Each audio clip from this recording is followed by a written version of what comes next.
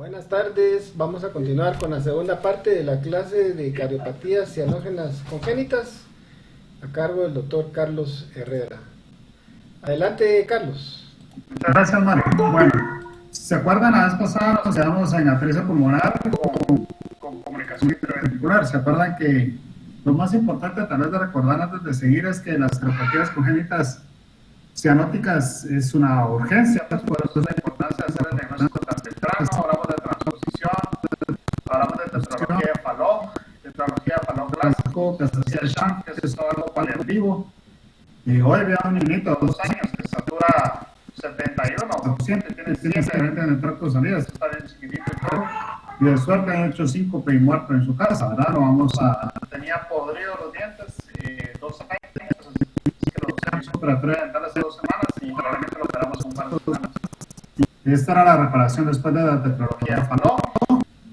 Esta era la reparación en Fallot cuando tienen atresia pulmonar, que es lo más extremo, y hay otra patología que no hablamos, que son los Fallot con agenesia de la válvula pulmonar. ¿Qué característica tienen los que tienen agenesia de la válvula pulmonar? Es que aparte de que no se forman, tienen como mamelones nada más de lo que tendría que ser la válvula pulmonar, pero con estenosis, con diferentes grados de estenosis. Y el problema que existe es que tienen dilatación aneurismática de las ramas pulmonares. Entonces ese sería el tercer tipo de Fallot. Fallot clásico, Fallot con atresia y Fallot con agenesia de válvula pulmonar, con la diferencia que la dilatación aneurismática de las ramas pulmonares puede inclusive hacer que haya compresión de los bronquios. Entonces, cuando esta patología se da en la etapa neonatal es bien complejo, porque el niño está saturado no solamente por el efecto cardíaco e intracardíaco, sino que además por la obstrucción que tiene el tracto de salida y la mezcla que tiene a través de la comunicación intraventricular derecha-izquierda, sino que además las ramas pulmonares aneurismáticas comprimen los bronquios, entonces la mecánica pulmonar y la función respiratoria están afectadas, que son 3. Tetralogía Fallot clásico, tetralogía Fallot con atresia pulmonar, que algunos le dicen Fallot extremo, y tetralogía con agenesia de la válvula pulmonar. Si ustedes leen en sus cardiopatías, en una cardiología pediátrica van a ser 3 capítulos diferentes. La reparación es un poco más compleja cuando es agenesia de la válvula pulmonar, porque hay que hacer una cosa que se llama plicatura, ¿verdad? O reducción de las ramas pulmonares. Y les insisto, en la etapa neonatal esto puede ser muy, muy terrible. De hecho, algunos autores y algunos grupos quirúrgicos alrededor del mundo dicen que los Fallot con agenesia de la válvula pulmonar, si no hacen falla en la etapa neonatal, deberían de operarse hacia el año de vida y no antes, ¿verdad? Ellos per se ya tienen insuficiencia de la válvula pulmonar porque tienen agenesia de la válvula pulmonar severa y ya tienen, aparte de la obstrucción, dilatación del ventrículo derecho. Esto era cómo se reparaba si tenía atresia pulmonar, y después vimos atresia pulmonar con comunicación interventricular, que es completamente diferente embriológicamente a la tetralogía de Fallot, es completamente diferente.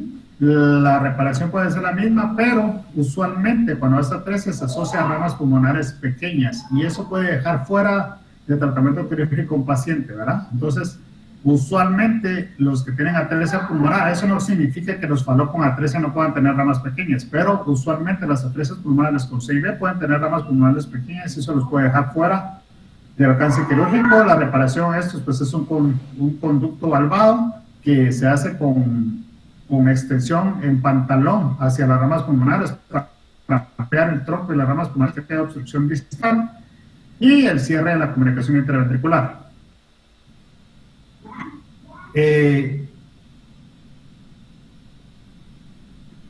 Esta patología es la atresia tricuspidia. La atresia tricuspidia, ¿se acuerdan ustedes que era de 1 a 1.5% de todas las cardiopatías congénitas cianóticas, ¿verdad? Siempre partiendo de que es 1 de cada 100 recién nacidos vivos, de ese 1 de cada 100, 2 tercios son acianóticos y 1 tercio son cianóticos, o sea, la incidencia es baja, pero lamentablemente cuando se presenta es terrible.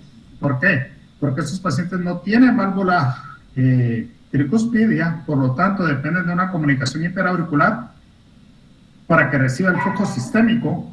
Cuando yo mencione sistémico, acuérdense ustedes que el retorno venoso sistémico es sangre desoxigenada, ¿sí? Para no estar teniendo que repetir tantas veces.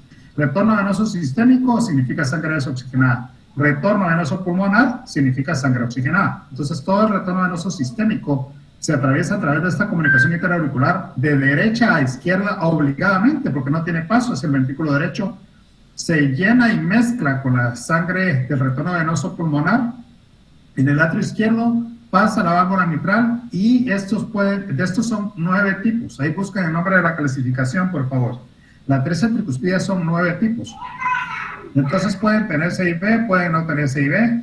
El ventrículo derecho usualmente es hipoplástico. Pueden tener, ¿cuál es la diferencia? Existe atresia pulmonar con CIB, sin CIB.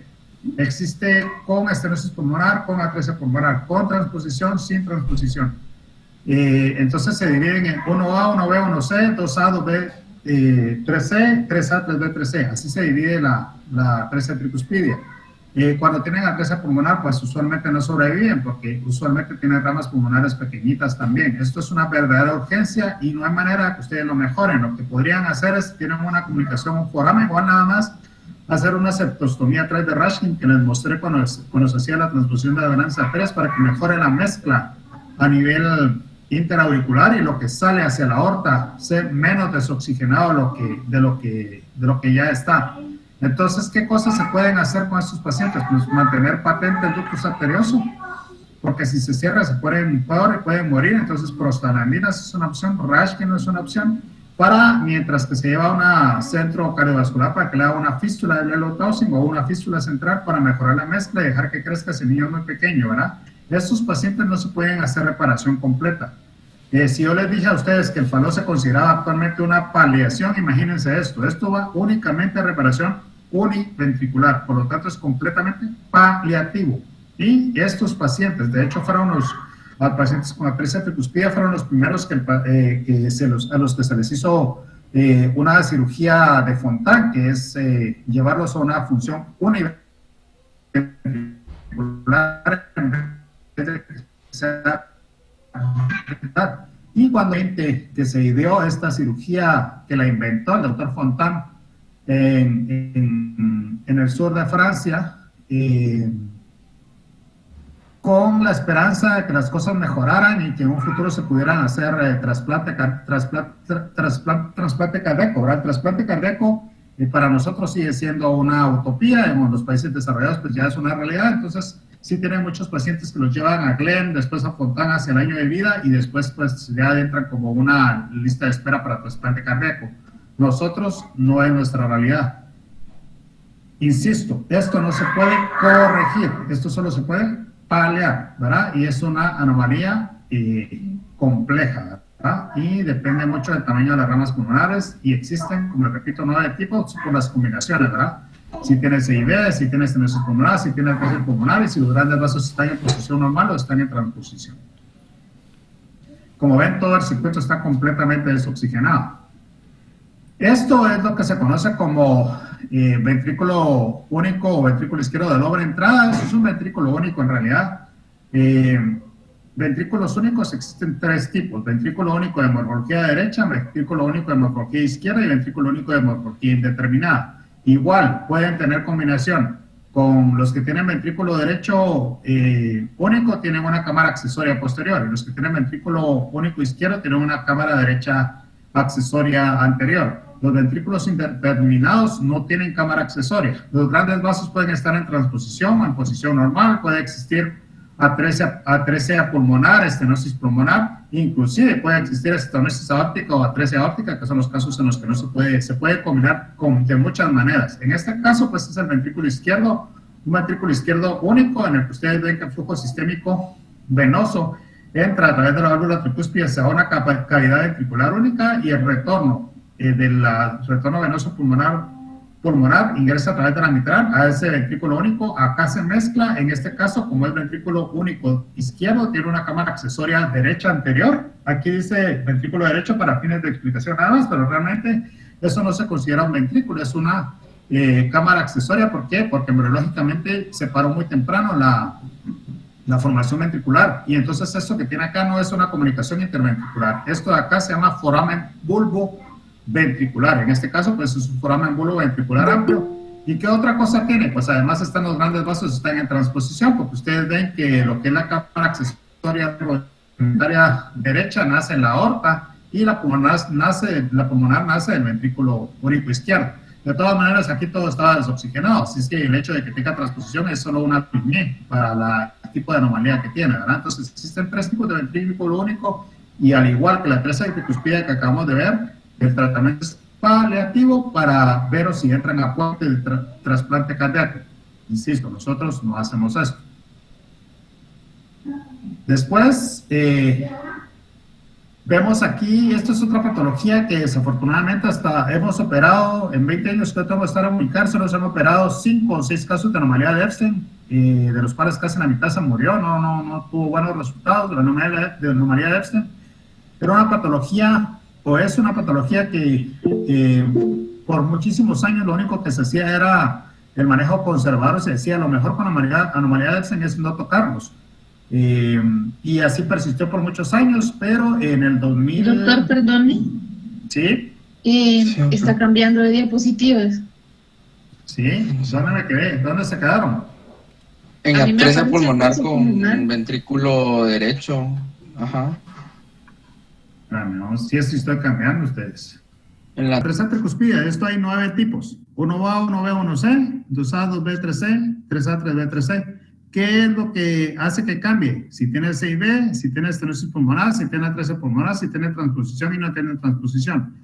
No tenemos válvula tricúspide, tenemos una comunicación intraauricular que hace que el flujo sistémico venoso se vaya a través de la comunicación intraauricular. De hecho, es el único paso hacia la aurícula izquierda, donde se mezcla con sangre el retorno venoso pulmonar y entra a la válvula mitral, y lo que sale a la aorta pues es sangre completamente desoxigenada. Si tiene CIB y si no tiene estenosis pulmonar, puede pasar un poco de flujo acá, que es no significativo. Entonces, estos pacientes, ¿de qué se benefician? De mantener una buena comunicación intraauricular. Una buena, me refiero, no hay buenas ni malas comunicaciones, tiene que ser una comunicación grande, ¿verdad? Entonces, si es un foramen oval restrictivo, hay que hacer una septostomía a través de Rashkin, como les mostré con la transfusión de grandes arterias, para hacer una sella grande, para que exista buena mezcla, y además se libera de la presión a la aurícula derecha, que retiene todo el retorno venoso sistémico que tiene que traer a la aurícula izquierda. Puede ponerse prostaglandinas para mantener abierto el ductus y que exista mejor mezcla, porque si se dan cuenta, toda la economía está completamente saturada.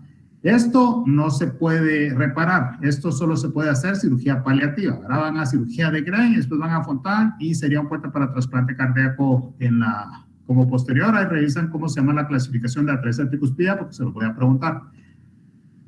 Esta es el ventrículo único. Si están viendo ahora la diapositiva del ventrículo único, la 41. Jóvenes. Sí, doctor, sí se ve. Sí, doctor. Ahora sí. En este caso se llama doble entrada del ventrículo izquierdo, pero es más fácil llamarle ventrículo único. Los clínicos a veces se hacen más bolas, ¿verdad? Entonces, el ventrículo único existen 3 tipos. Ventrículo único de morfología izquierda, ventrículo único de morfología derecha y ventrículo único indeterminado. Cuando es de morfología izquierda o ventrículo único izquierdo, tiene una cámara accesoria anterior rudimentaria. Cuando es un ventrículo único derecho, tiene una cámara posterior rudimentaria. Cuando es ventrículo indeterminado, no tienen cámara accesoria. Estos pueden tener transposición, como es en este caso, ¿verdad? Que la cámara rudimentaria que correspondía al ventrículo derecho nace la aorta, y del ventrículo único izquierdo nace la arteria pulmonar. Esto no se llama CIB en los ventrículos únicos, como vieron que en la atresia tricuspide se les dije que se llamaba CIB. Aquí no, porque embriológicamente paró más temprano el desarrollo, entonces eso se llama foramen bulboventricular, ¿de acuerdo? Entonces los ventrículos únicos no tienen CIB, tienen foramen bulboventricular, que comunica el ventrículo único con la cámara accesoria anterior o posterior, dependiendo del tipo de ventrículo que sea. Y la verdad que están transpuestos los vasos, pues eso no es una niña, porque todo el sistema está completamente desoxigenado. Igual que la atresia tricuspidia, esto no va hacia ningún lado de reparación, todo es paliativo, para posteriormente llevarlo a trasplante cardíaco, ¿verdad? Entonces hay 3 tipos de ventrículo único, ¿verdad? O sea, no es diagnóstico de muerte el diagnóstico de ventrículo único. Si nosotros hacemos el diagnóstico de neonatos, de un ventrículo único va a depender de la combinación de cosas que tenga, y así lo vamos a llevar a reparación. Por supuesto que si no está asociado a un síndrome como una trisomía 13 o una trisomía 18, que obviamente ahí pues no le vamos a hacer nada, ¿verdad?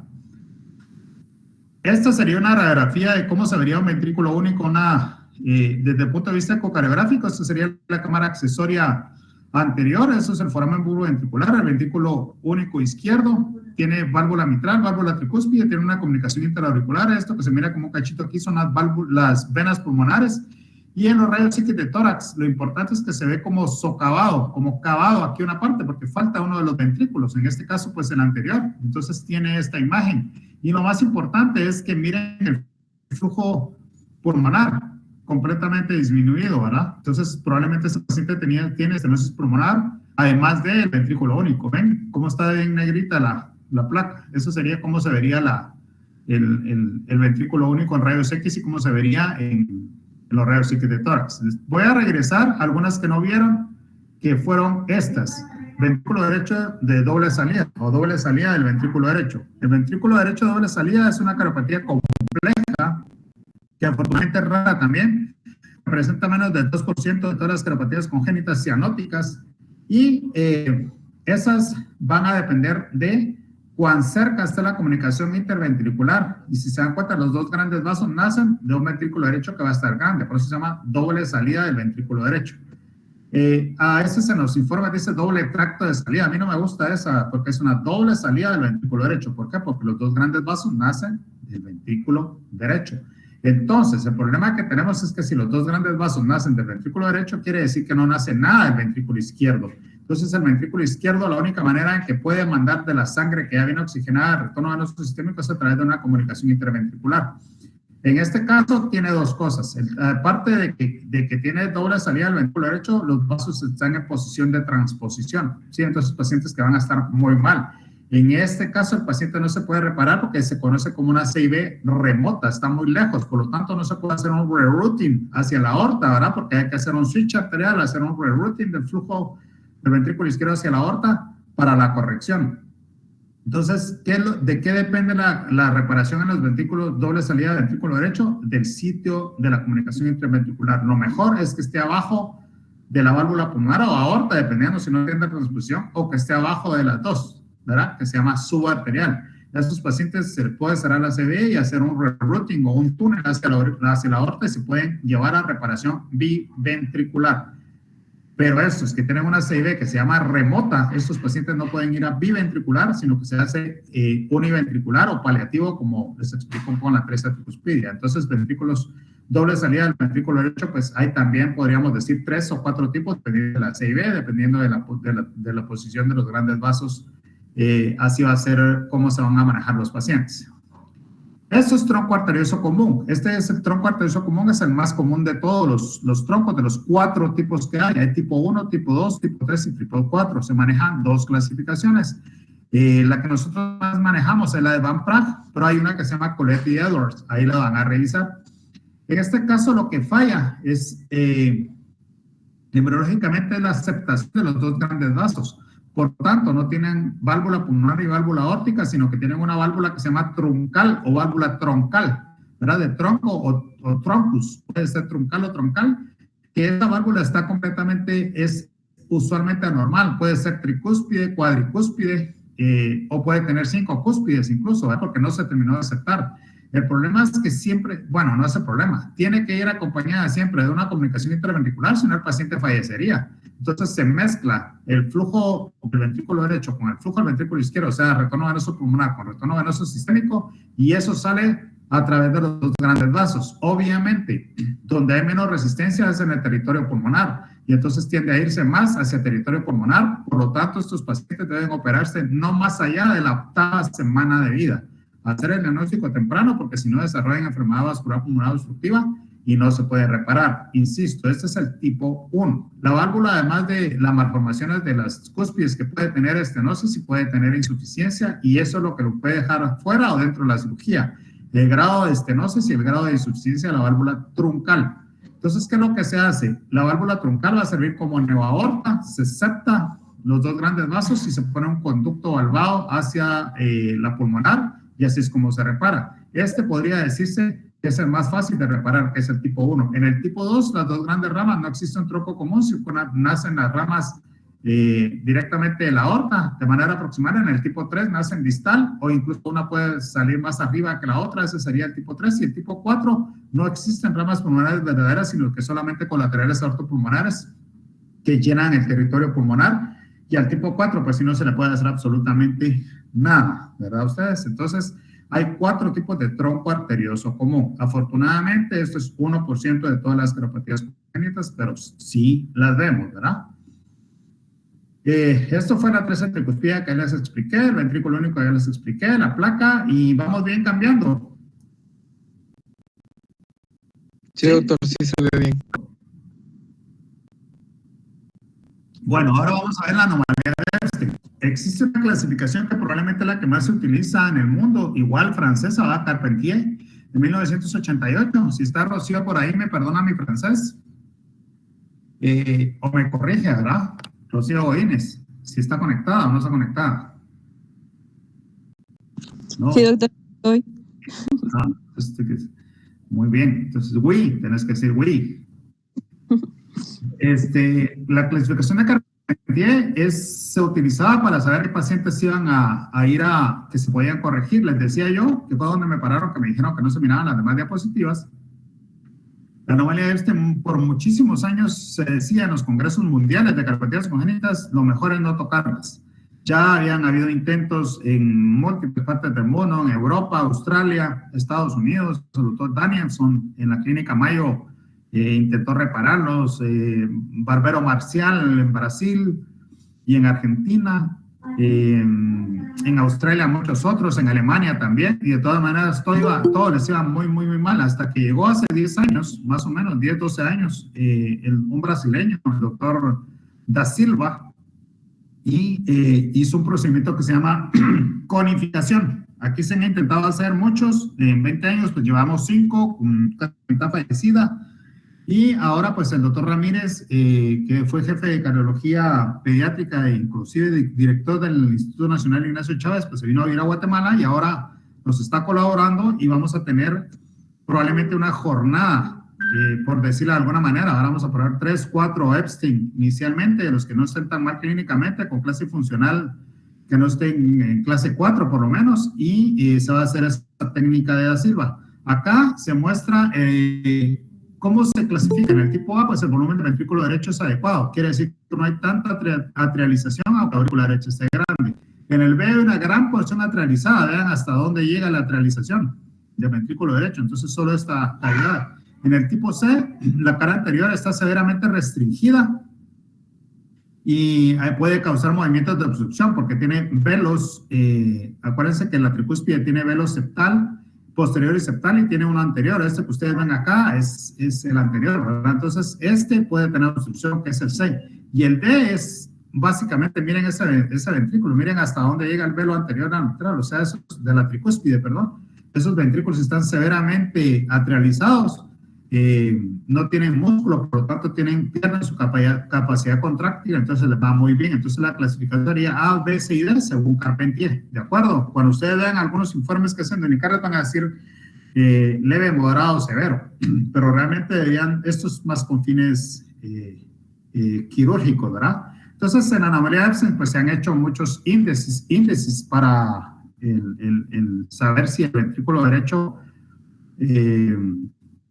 y bueno, porque lo que sucede es que la dilatación del ventrículo derecho puede comprometer y aplastar el ventrículo izquierdo. Y si tiene disfunción del ventrículo izquierdo, ahí sí estamos muy mal, ¿verdad? Entonces han hecho algunas clasificaciones de acuerdo de cómo es la relación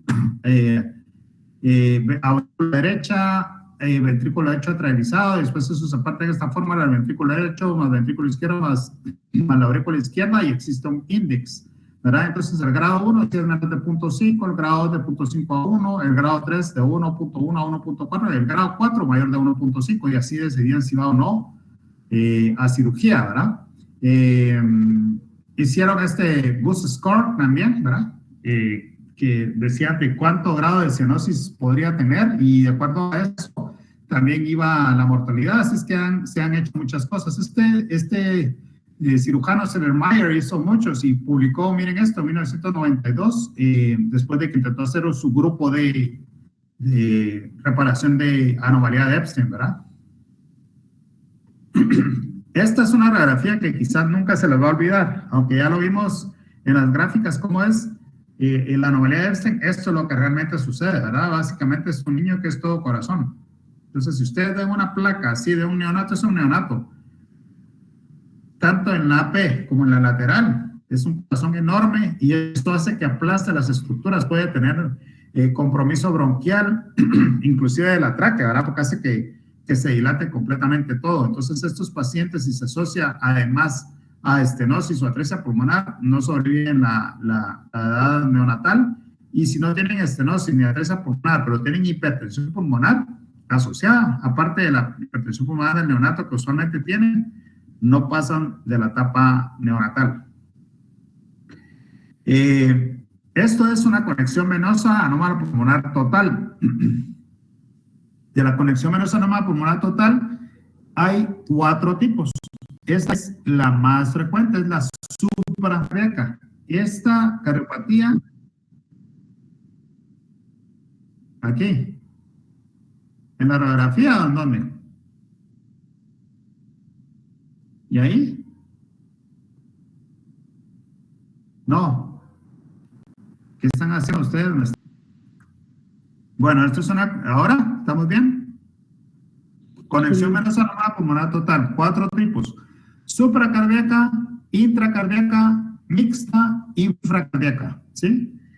Usualmente van en ese orden. Alguna gente dice que la infracardíaca es la menos frecuente, entonces sería supracardíaca, intracardíaca, infracardíaca y mixta la última, ¿verdad? Por la manera en la que se presentan. Esto es terrible porque todo el retorno venoso sistémico está completamente desaturado. Y vean ustedes que el retorno venoso pulmonar, o sea, las venas pulmonares que traen sangre rica en oxígeno del pulmón izquierdo y del pulmón derecho, se juntan atrás o llegan a drenar a este colector atrás que se llama conducto colector de hecho, y la aurícula izquierda no entra en nada, cuando las venas pulmonares deberían de entrar acá, ¿sí? Entonces, eso hace que a través de esta vena, que se dice, mucha gente le dice vena vertical, en 99 salió un artículo donde dice que se llama vena emisario. ¿Se acuerdan de los emisarios que existían en la antigüedad? Que eran los que llevaban mensajes, ¿verdad? Ahí me van a contar quién es el emisario más famoso del mundo. Y, bueno, históricamente, ¿verdad? Entonces, esta vena vertical lleva la sangre oxigenada a través de esta vena emisario hacia la innominada y por lo tanto se mezcla con el retorno venoso sistémico y está todo el circuito desoxigenado. Por lo tanto, lo que va a salir a la aorta va a estar completamente desoxigenado y el único sitio de mezcla que van a tener para el lado izquierdo es la comunicación interauricular. Es que tiene que tener una comunicación de buen tamaño, ¿verdad? Acuérdense que yo no voy a decir buena o mala, porque no se trata de bueno o malo, sino que una comunicación grande. Si es chiquitito, eso puede ser restrictivo y volverse obstructivo. Para obstrucción puede tener obstrucción a este nivel, puede tener obstrucción en la entrada de las venas o puede tener obstrucción más distal. Estos pacientes pueden desarrollar hipertensión pulmonar rápidamente, aunque hemos tenido niños que hemos superado y les hacemos cateterismo y han tenido la suerte de que no han desarrollado enfermedad vascular pulmonar obstructiva. Entonces, esta es la más frecuente, que es la supracardíaca. Acá les tengo una clasificación, que de esta manera se puede entender un poquito mejor. Si cambió la diapositiva. No, ¿Cambió la diapositiva? ahorita sí. ¿No? Ahorita sí ya. ¿Sí o no? Ya. No. Sí, doctor, ya cambió. Entonces, la supracardíaca, acá hay 4 tipos, A, B, C y D, que es la que yo les dije, la supra, la intra, la infra y la mixta. Entonces, esta A, estamos viendo, es las 2 venas pulmonares izquierdas. Las 2 venas pulmonares se drenan al conducto colector, tienen la vena emisario y fue lo que les enseñé en la gráfica de colores. ¿Sí? Usualmente tienen cámaras derechas muy dilatadas y tienen hiperflujo pulmonar, obviamente, ¿verdad? Todo el flujo está yéndose al pulmón.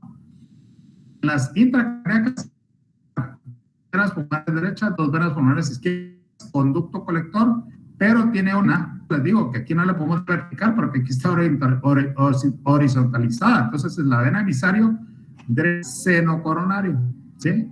Y entonces todo vuelve a drenar al lado derecho del corazón. Esta es una intracardíaca. En la infracardíaca, 2 venas pulmonares derechas, 2 venas pulmonares izquierdas, conducto colector, vena emisario y usualmente puede ir a las venas hepáticas, a la vena cava inferior o mixto, ¿verdad? Entre la cava superior y la suprahepáticas, estas por definición todas son obstructivas. Esta tipo C o infracardíaca, conexión venosa cámara pulmonar infracardíaca, probablemente es la única urgencia verdadera cardiovascular que existe en la actualidad. Se tiene que operar en una primera semana de vida o ya les va muy mal. Primeras 7 días de vida, esto, ¿sí? Porque por definición, esta es obstructiva y les voy a enseñar una placa que seguramente ustedes lo van a tratar como otra cosa. Y la última, la tipo D o la 4, ¿verdad?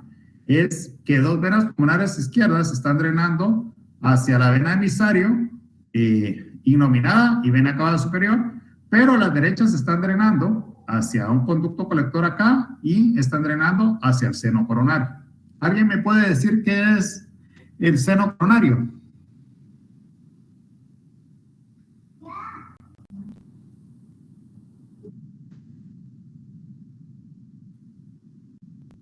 Rocío Godínez, s'il vous plaît.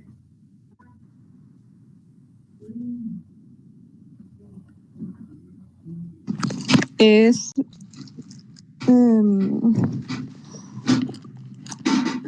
donde nacen los... Ah, ya empezaste mal, ahí no nace nada, pero...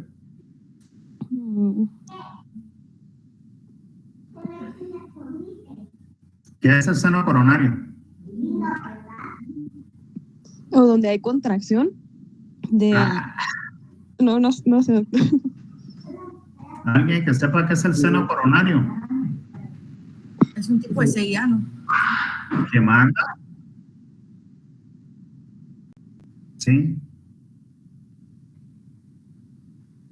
Doctor, ¿los senos no es a donde drenan las arterias? O sea, no. Si fuera un seno coronario sería donde se encuentra toda la sangre venosa del corazón, si estamos hablando desde ese punto de vista.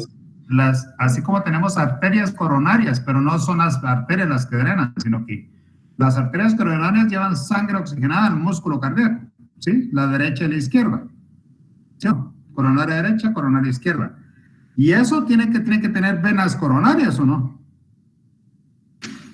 Sí, o sea, si hay una arteria, hay una vena que retorne la sangre que se tiene que volver a oxigenar al corazón. Entonces, el seno coronario recibe el retorno venoso de las arterias coronarias. Por lo tanto, en condiciones normales es un agujerito chiquitito que está en la base de la aurícula derecha y el septum interauricular que recibe el retorno venoso de las arterias coronarias. ¿Por qué es importante esto? Yo fui a una presentación, no voy a decir de qué hospital, no voy a decir quiénes estaban participando, pero me invitaron a mí de cardiopediatra y estábamos haciendo un grupo a nivel Guatemala de Kawasaki, que empezó muy bien, después ya se murió, después vino la pandemia y ya prácticamente no hicimos nada. El asunto es que mandaron de ese hospital donde forman pediatras, porque eso fue lo grave. Y entonces en el informe decía arterias coronarias normales, ¿sí? Las arterias coronarias las describieron como normales, pero decía seno coronario dilatado. Y el seno coronario estaba dilatado porque había una vena cava superior izquierda persistente. ¿Qué creen que hicieron con ese paciente?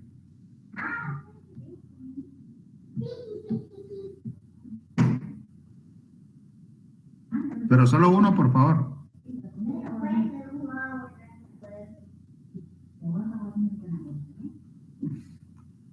Jóvenes, ¿están googleando o qué? Ahora van a decir que se me apagó el micrófono.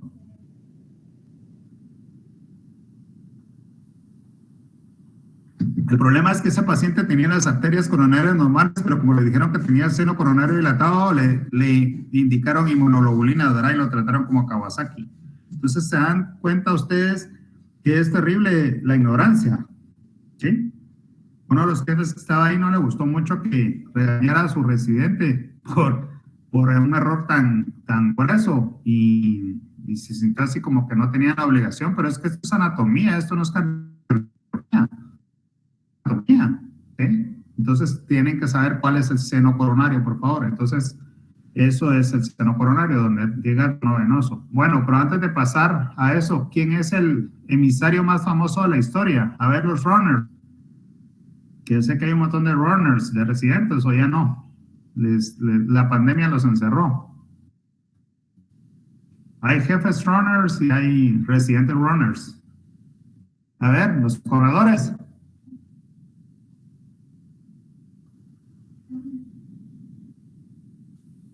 Nadie, eso es pura cultura general. ¿Quién fue el emisario más famoso? ¿Alguien ha corrido media maratón o una maratón? Jóvenes. ¿Están hablando solo, pues? No. No. Nadie. No. Yo pensé que eran más fitness ustedes. Bueno, ¿y se han escuchado de una maratón? Eso sí. Sí. ¿Por qué se llama maratón?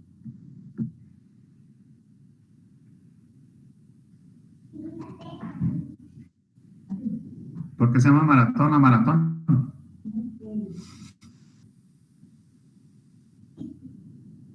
Si están cambiando las diapos.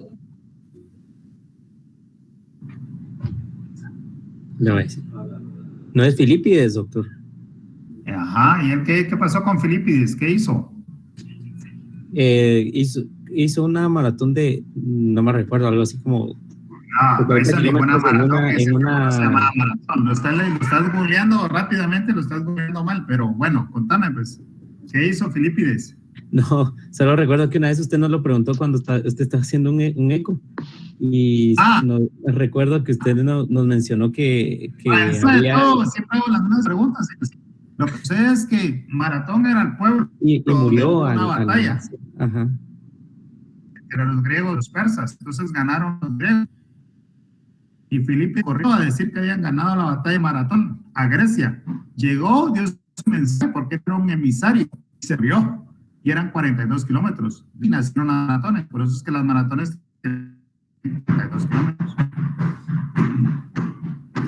Es por la historia, es importante. Vena emisario, a mí me gusta decirle vena emisario. Vamos a seguir esta manera como se tiene que corregir, ligar lo que está mal. Y venga aquí que hace obviamente no está pasando nada, se abren la aurícula izquierda, la aurícula no tiene ningún flujo hacia el ventrículo izquierdo, abren el conducto color, ligan esto ahora para que no sea comunicando hacia la vena innominada y drenan la vena emisario, abren longitudinalmente y hacen una boca amplia del conducto colector que es posterior hacia la aurícula izquierda, lo suturan y entonces hacen que una vez ligado esto, que ya no estuviera aquí, esta es la supracardíaca, todo el flujo venoso pulmonar, o sea, venas pulmonares con sangre oxigenada, entra al ventrículo izquierdo, cierran la sella y queda completamente corregido el defecto. Estos son los otros tipos de sellas más quirúrgicos, ¿verdad? Que lleva un poco de, si es intracardíaca, pues un parche grande para redirigir el flujo hacia el lado izquierdo, y si son mixtas, pues es un poquito más complejo, ¿verdad? Esas son las que no les va muy bien a las mixtas, y las infracardíacas es básicamente esto, lo único que sí tiene que ligar abajo y tratar de conectar hacia la aurícula izquierda con un túnel muy grandote hacia la aurícula izquierda, ¿verdad? Entonces, eso no hay medicamento o fármaco que los mantenga bien, o sea, ni siquiera las prostaglandinas, ¿verdad?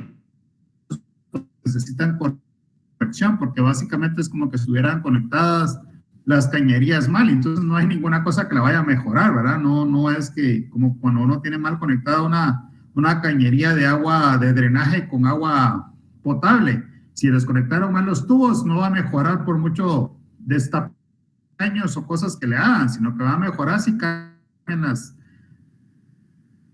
las cañerías donde está. Exactamente es esto para una simple dental. Eso le dirían eso es para los puros suelos de neonatología. Es un neonatío, miren el tórax chiquito, la placa no está muy centrada, pero El corazón está chiquito, tiene microcardia, eso no existe para ustedes, microcardia, pero a lo que me refiero es que no tiene cardiomegalia. Entonces lo trataría como una membrana de línea 3-4, ¿no?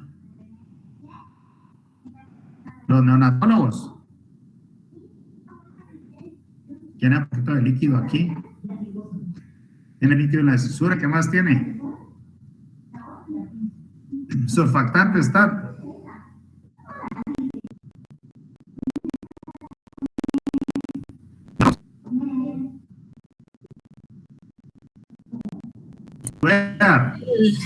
Hola, doctor. El parénquima, pues sí se ve una imagen en vidrio expulido, pero la verdad es de que se ve muy, no se ve ensanchado, sino que se ve muy, se me fue la palabra, pero no se ve ensanchado, se ve muy pequeño el pedículo. Entonces, ¿no le echamos entonces surfactante? No, la verdad es de que sí da la duda por esa imagen que se ve justamente en el centro. Pero tenés el corazón chiquito, ¿te hace pensar en cardiopatía o no? Sí. En esta placa característica, sí. ¿En qué pensás? ¿Qué tiene? ¿Qué tiene? Con el corazón chiquito, insisto. Pues aquí hasta la misma diapositiva lo dice, es un drenaje. Hasta la misma diapositiva lo dice. Es un drenaje venoso. Sí, pero es que no es solo siempre. Voy a quitar esas letras de ahí, pero es que yo estoy seguro que lo hubieran tratado como membrana de alina. O alguien hubiera hecho algo distinto. Es que para que fuera membrana de alina, doctor, hubiéramos valorado el volumen pulmonar. No es un volumen pulmonar. La forma, o sea, normalmente las membranas de alina tienen poco volumen pulmonar.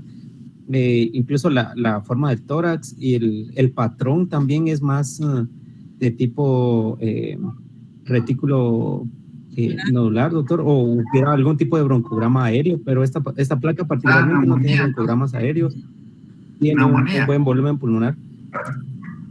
Dentro de los diagnósticos diferenciales puede tomarse como una neumonía, doctor. O sea, sí se pudiera tomar, pero membrana de alina específicamente no, doctor.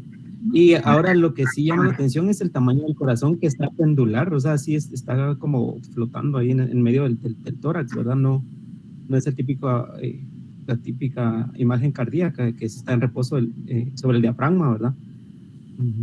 No, pero está chiquito, más que todo es eso de que no es tanto lo que está flotando, sino que no tiene cardiomegalia. Yo estoy seguro que se le hubieran echado surfactante, pero bueno, si ustedes dicen que no, por lo menos antibióticos se le hubieran echado ahí, piptazo, amica, no sé qué más cosas. Tazobactam, ¿qué? Por si acaso, cisplatino, o no. Antibióticos sí, o tampoco.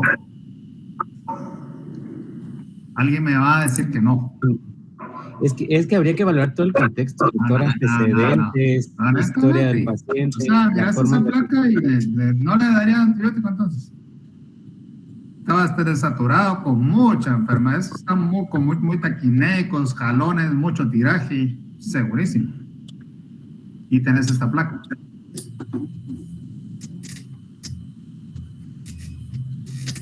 Tu procalcitonina, doctor, es que también sería, como decía Samuel, sí es evaluar bien la clínica del paciente, comparar.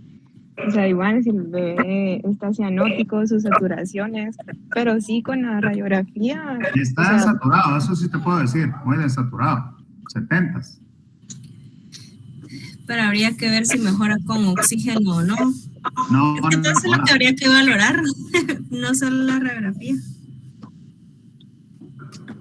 Entonces no iría con una patología. Si no mejora, no iría con una neumonía, doctor. O sea, no iría con una tendríamos patología. Que pensar en un proceso más cardíaco. Ajá.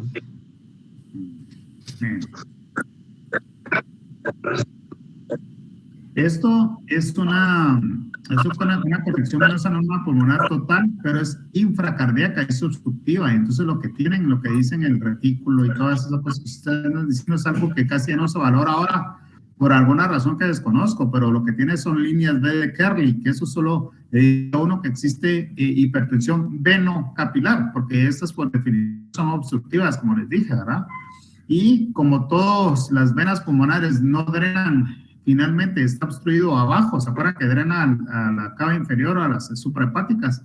Ni siquiera tiene cardiomegalia. Entonces es hiperflujo pulmonar con hipertensión pulmonar, hipertensión venocapilar, ¿verdad? El paciente está hipertenso, venocapilar, hipertenso pulmonar, y es eso, una conexión venosa anómala pulmonar total, pero es infracardíaca. Entonces les decía que eso es una verdadera urgencia. En los primeros 7 días de vida hay que operarlo, ¿verdad? Y esto, este es un niño más grande. ¿Qué piensan que es eso? A eso sí no le puse letras, porque si después ahí ya se las pongo muy fácil. Ya sé que les vamos a poner de examen, Mario, radiografías de tórax.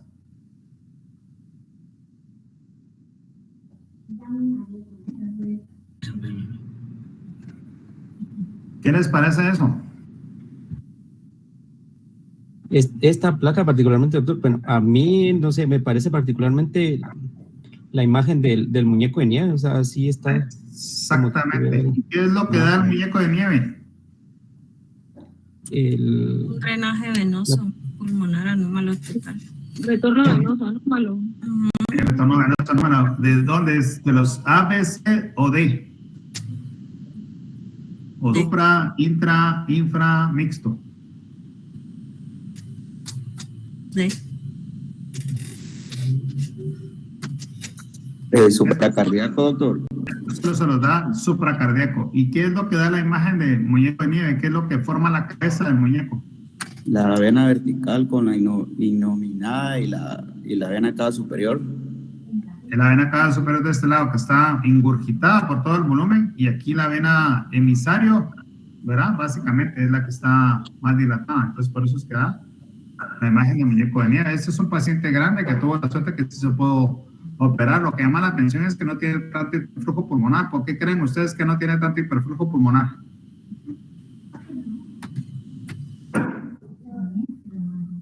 Si todo está drenando, como vimos en los dibujos, hacia el pulmón. Se dan cuenta que no tiene nada distal. Es porque desarrolló hipertensión pulmonar, ¿verdad? Ese es el problema. Estos pacientes desarrollan hipertensión pulmonar irreversible. Entonces, por eso es que se tiene que operar si no están obstructivos en los primeros 3 meses de vida. Y si es infracardíaco, en los primeros 7 días de vida.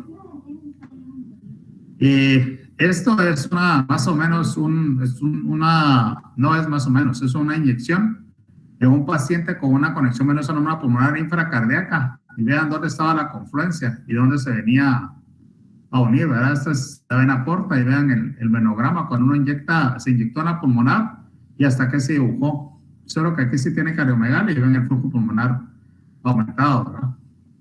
Pero así están conectados. Esta es una imagen de ecocardiograma para que vean que la aurícula derecha y el ventrículo derecho están enormes, la aurícula izquierda está pequeñita, el ventrículo izquierdo se puede observar pequeño en relación al ventrículo derecho porque lo comprime, y esto que está acá es el conducto colector. Así es como se vería una imagen de ecocardiograma, una conexión venosa anómala pulmonar total supra. Bueno, entonces ahora ya pasamos a cosas más complejas. Ahora sí viene lo complejo. ¿Están cambiando las diapositivas o no? No, ahorita se quedó, doctor. ¿Anda? Ya no cambia la imagen del eco. Bueno, pero ¿ahora? Eso, muy bien. Entonces ahora sí vamos a pasar a las cosas complejas. Todo lo que vimos anterior fue light. Síndrome de corazón isquémico hipoplástico. ¿Se acuerdan que la incidencia decía en las diapositivas iniciales que les enseñé que es hasta 9%? En los Estados Unidos dicen ellos que es hasta un 13% la incidencia total que tienen. La mayoría de diagnósticos los hacen fetales. En el Hospital de Niños de Boston hubo un grupo que se especializó, que habían obstetras, anestesiólogos, perfusionistas, porque querían hacer intervencionismo cardíaco fetal. Y entonces la idea era que si encontraban estenosis aórtica, dilatarlos para que no desarrollaran esto. Pero imagínense ustedes, ¿verdad? Niños muy chiquititos y tenían todo el team ahí para sacar niños muy, muy, muy pequeños y pues ya se dejó de hacer, ¿verdad? Realmente es como ciencia ficción, a pesar de que ellos tienen absolutamente de todo. El síndrome de corazón isquémico hipoplástico en nuestro país, 100% de mortalidad. Nosotros no les hacemos nada, solo les hacemos el diagnóstico y los mandamos a su casa. ¿Sí? Entonces, en el síndrome de corazón isquémico hipoplástico es todo un espectro. De hecho, ahora hay unos neonatos, no sé qué no tienen el servicio, que es parte de un espectro de síndrome de corazón isquémico hipoplástico, un nenito con arco aórtico hipoplástico con un Z de menor de -6, que es prematuro, de hecho como de 34 semanas. ¿Quién no tiene? Me lo llevaron el miércoles, que fue un niño que ya tenía eco fetal. Ni conocen sus casos los muchachos de neonatos.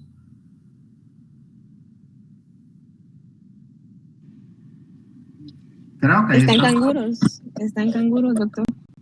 Fresco, entonces, tranquilo. Sí, doctor. Bueno, esto es oxígeno. Corazón isquémico hipoplástico puede tener estenosis pulmonar, aórtica severa con anillo pequeño hasta lo más extremo que es atresia aórtica. Ya solo con decir eso, imagínense quién sobrevive con una atresia aórtica. Entonces, si tiene atresia aórtica, obviamente no se desarrolla la aorta ascendente, empieza a desarrollarse en el arco transverso, y la aorta descendente básicamente se desarrolla porque tiene arco ductal. ¿Se acuerdan de lo que tienen en la circulación fetal? El arco ductal. Y el flujo únicamente se puede venir hacia el lado derecho, que es el que está tratando de funcionar a través de una comunicación interauricular. Así es que estos pacientes no tienen CIE y se benefician de hacerles una comunicación interauricular grande. Podría hacerse un Rashkin, ¿verdad? Pero si lo viéramos en algún lado, nosotros no les hacemos nada. En otros países le hacen un Rashkin y los llevan en las primeras horas de vida a una cirugía de Norwood, que ahora les voy a enseñar. Pero lo importante es que todo este flujo izquierdo, como no pasa, bueno, ¿qué otra cosa pueden tener los extremos? Pueden tener estenosis mitral, inclusive atresia mitral. Entonces, si tienen atresia mitral, son ventrículos izquierdos completamente hipoplásticos. Entonces, ni siquiera tienen tracto de salida. Entonces, imagínense atresia mitral con atresia aórtica. Es terrible, es una patología terrible, y por eso se llama síndrome de corazón izquierdo hipoplástico. No es una simple cariopatía, y eso va a depender del tamaño del arco aórtico. Entonces, ¿qué es lo que se puede hacer con estos pacientes? Realmente no se pueden reparar. Estos pacientes tienen que ir a una cirugía que se llama cirugía de Norwood en la etapa neonatal, en las primeras horas de vida. Y es esto, la cirugía de Norwood. Bill Norwood estuvo con el doctor Castañeda y fundaron un instituto experimental para cardiopatías en Suiza, pero ya no tuvieron fondos, y gracias a que no tuvieron fondos, el doctor Castañeda regresó a Guatemala y comenzó a operar aquí en el 98. Si no, sin el tal vez, no existiría corrección de cardiopatías congénitas en nuestro país. Entonces, el doctor Norwood, yo creo que ya falleció, todavía tenía demandas, porque a pesar de que salvó a un montón de niños haciendo esta cirugía que él inventó, lo que sucede es que eran cirugías muy largas, bombas de circulación muy amplias, y quedaban a veces con daño neurológico, y más o menos un tercio de estos pacientes que tienen síndrome de corazón izquierdo hipoplástico tienen agenesia del cuerpo calloso y pueden tener otras cosas neurológicas, pero lo que sí está demostrado es la agenesia del cuerpo calloso. Entonces, en la cirugía de Norwood, lo que hacen es que van a tomar la pulmonar, que ustedes vieron que está dilatada porque la crecía todo el flujo, obviamente sigue sin existir flujo aórtico. Entonces, la pulmonar hacen un parche grande acá, y eso lo convierte la pulmonar en neoaorta. La convierte en neoaorta y hace que ese flujo del ventrículo derecho baje hacia la aorta.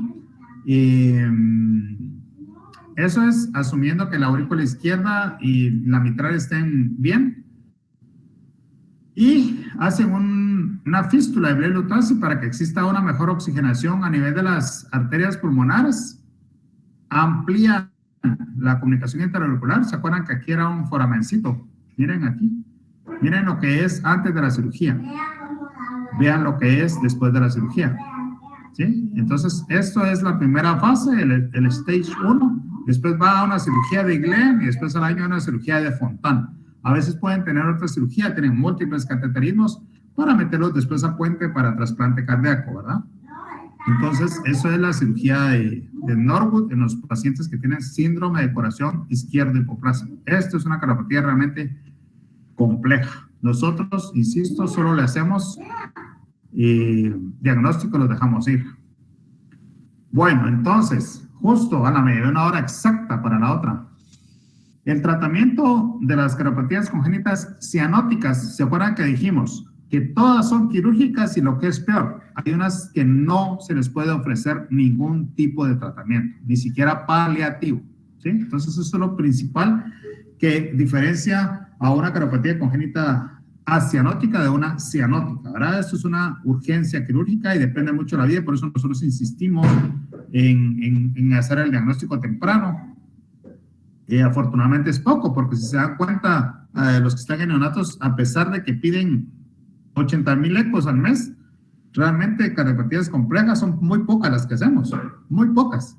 Ahora todos son ductus, foramen oval, estenosis periférica de ramas, en la gran mayoría. Nosotros vamos a hacer una estadística ahora de eso. Creo que hay alguien que va a hacer una correlación de los diagnósticos con usted, ¿verdad, Mario? Entonces el tratamiento es quirúrgico, puede ser correctivo, por ejemplo, en la conexión venosa anómala pulmonar total, es correctivo. En la tetralogía Fallot, digamos que es correctivo también, pero ya dijimos que posteriormente puede necesitar tratamiento. En la doble salida del ventrículo derecho es correctivo, pero en todas las demás, atresia tricuspidia, ventrículo único, síndrome de corazón izquierdo hipoplástico, en el mundo, ¿verdad? Para nosotros es mortalidad 100%, corazón izquierdo hipoplástico es paliativo. El cateterismo puede ser diagnóstico, terapéutico o puede ser paliativo. ¿Por qué? Porque nosotros le podemos hacer una septostomía atrial Rashkin, como les demostré con la transfusión de grandes arterias para hacer una comunicación intraauricular grande, o podemos colocarle un stent en el ductus para mantenerlo abierto y no tenerlo dependiente de infusión de prostaglandina, sobre todo si va a ser por mucho tiempo. Y eso es lo que tenía. No sé si tienen dudas, preguntas, comentarios. Críticas.